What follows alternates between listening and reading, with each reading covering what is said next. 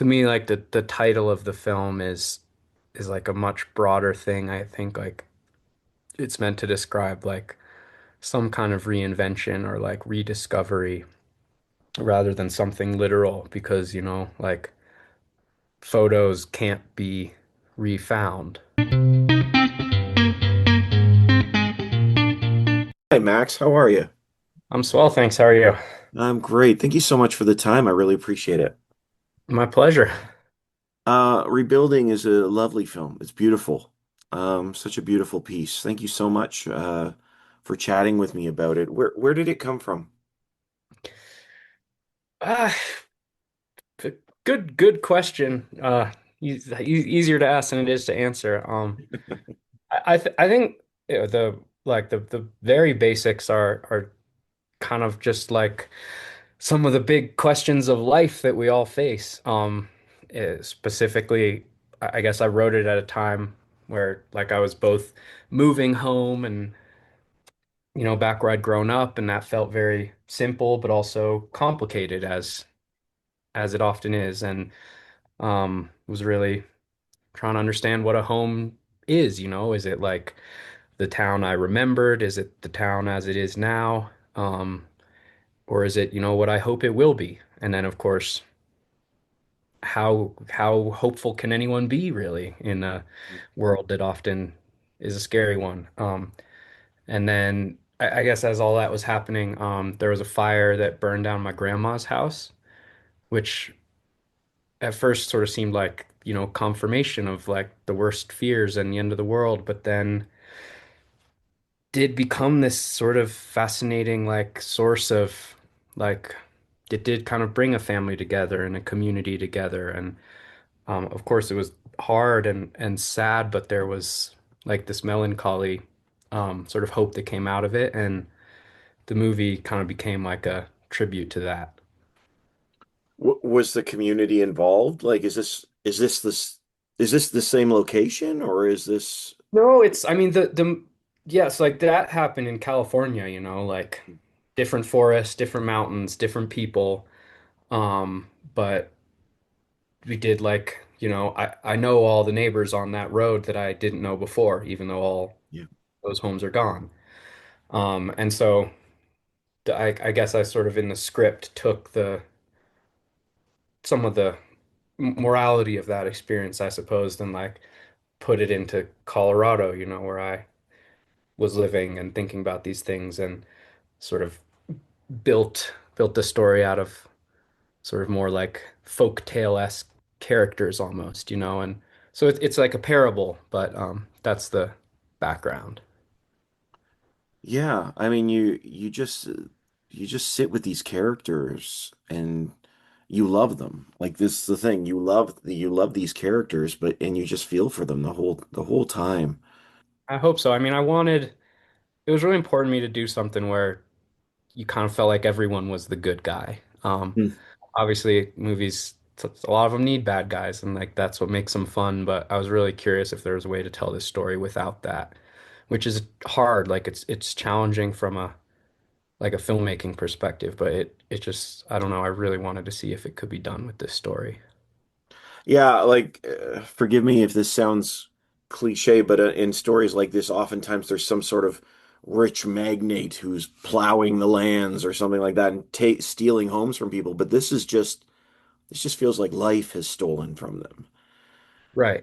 Yeah. Yeah. And it's like I don't know. I see it both ways because like there are, bad actors in the world, and I don't mean to suggest that there aren't, but I guess I just also didn't like sometimes the questions are bigger and harder, and by reducing them into a villain, like we lose track of some of the tougher ones. And when it comes to fire and climate change and like there are along with like the pain that the choices we've made, like, and what it's done to the planet, what that's doing to us as humans and to the people who are least responsible for those choices. But there's also like, we have built-in forests that need to burn.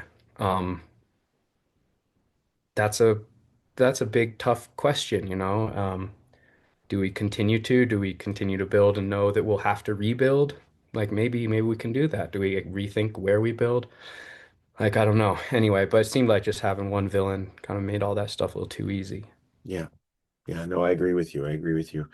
And I mean, and I wanted to ask you, what in your mind do you think it takes to rebuild after loss like this? I mean, you've seen it in your own family, and you mentioned about home. Um, but we see these characters, and they just feel lost. What do you think it means to really rebuild? Wow. I I don't know. Like I think in so many ways, like you just you can't really. And um to me, like the title of the film is like a much broader thing. I think like it's meant to describe like some kind of reinvention or like rediscovery rather than something literal because, like photos can't be refound. Um,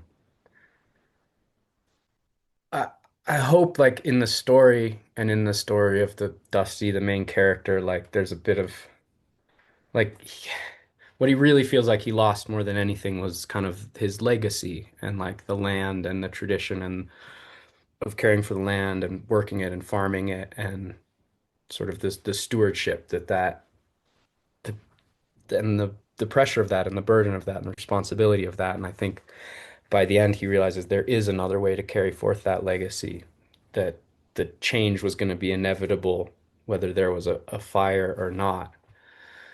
So yeah, I guess it's like it is the people around us, it is the people we love, and it can be the place itself.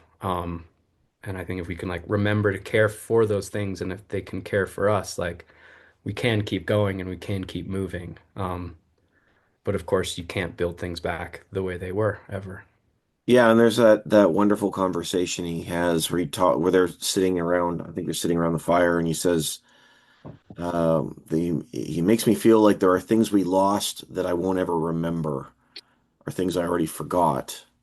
And he's just sort of trying to wrestle with this fact that these things that he just can't get back, he can't get back after the loss. It's heartbreaking. Yeah. And it's really beyond the things, it's the memories that those things hold and the associations that those things hold. Like that's the power of things, and it's only when you lose things do you realize really like the significance of them was it was not the paper, it's not the plastic, it's not the wood, it's who you held the thing with or who it depicted. It's like it's all the memories. Yeah, yeah, absolutely. I wanted to ask you too, without giving any spoilers, there in one poignant scene, I believe it's the grandmother, makes mention of the fact that you got what you got and it's always enough or you got what you got and it's always enough for me. Um, I wondered if you think that's a statement like that is true, because I think you're right. Like we attach our memories to things, and these are people who are really struggling. Do you think that there's truth in a statement like that? I hope so. I don't know, like in the sense that the whole movie is an expression of hope. And there's like the movie choose to see like to like take an optimistic track on these things. Like in the case of the film, this is a character who, you know, I guess like in a very sort of reductive sort of way, like had more than he realized. Mm, And the grandmother saying that is, I think she's not saying like you know what you have and it's enough. It's you have more than you know. mm, Hard to like claim as a blanket if that's true of all people or the world. But I think it's true of some of us, certainly. Um, and I don't know, in a techno-capitalistic world, like it is easy to like lose track of those basic things. Like those basic things we need that hopefully we have. So I guess that was what was sort of kicking around. mm, mm. How did Josh get involved? He does a wonderful job in this film. He's having kind of a moment right now. It feels like Josh is popping up everywhere. Yeah. How did he get involved in rebuilding? He, the quest was really just like both of a very simple and challenging thing of like to find a great actor, and someone who could kind of fit with a lot of people who hadn't acted before and like real farmers and hippies and stuff. Um, and there's kind of like a two-part thing I was looking for, one of which is like someone with the skills to give this very quiet character who's been stripped of everything, like to still give him a humanity, and like make him someone you care about and can watch, which is hard to do with so little dialogue or anything else. And the other was like a kind and generous soul to be at the heart of a very off the grid sort of funky production. And he, I think, like responded to the ecological themes of the story, which, even though he's from a different part of the world, like for him, it's more like floods, I think, but it's the questions are familiar. And yeah, it was great to have him out in Colorado for a couple months. Yeah, he does a great job. I know we're starting to run out of time, but we talked about the term home. We see Dusty, rebuilding metaphorically and literally his home. What in your mind makes a home? The, I suppose the what makes a home is like the same fragile tightrope that makes the present, which perhaps ironically is just like some combination of like our sense of the past and our sense of the future. So maybe a home, if like, if we have some understanding of what a place was and some hopes for what it can be, you know, maybe that's a home. Hmm, hmm. Yeah. I really appreciate that, Max. I really do. The film is beautiful. There's so much there to love and to cling to. Oh, Um, very much. I appreciate the chance to chat with you. Thank you so much.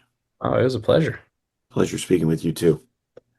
Max Walker-Silverman, the writer director of Rebuilding. Max, have a great day. You as well. Thanks so much.